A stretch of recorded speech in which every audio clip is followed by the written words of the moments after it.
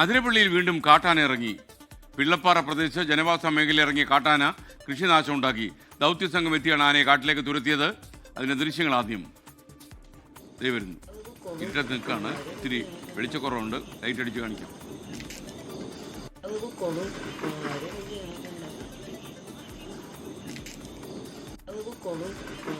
ശ്രീജിത്ത് ശ്രീകുമാരൻ വിവരങ്ങളുമായി ചേരുന്നു. പറയൂ ശ്രീജിത്ത്.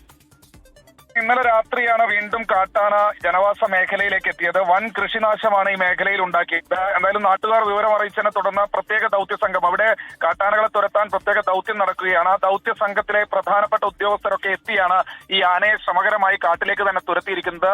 ആനയെ നിരീക്ഷിച്ചുകൊണ്ടിരിക്കുകയാണ്. ഈ ആനയാണോ വൈശ്ശേരി സ്വദേശി മോഹന്റെ മരണത്തിന് ഉത്തരവാദി, അല്ലെങ്കിൽ മോഹനെ ചവിട്ടിക്കൊന്നത് എന്നതിനെ കുറിച്ച് അടക്കം ഒരു സംശയം ഇപ്പോഴുണ്ട്. എന്തായാലും ഈ ആനയെ താൽക്കാലികമായി കാട് കയറ്റിയിട്ടുണ്ട്. പക്ഷേ ജനവാസ മേഖലയ്ക്ക് അടുത്ത പ്രദേശത്ത് തന്നെ ഈ ആന തുടരുന്നു എന്നതാണ് ഏറ്റവും ആശങ്കയുള്ളത്. എന്തായാലും ഇവിടെ സ്പെഷ്യൽ ഡ്രൈവ് ഇപ്പോഴും തുടരുകയാണ്. SK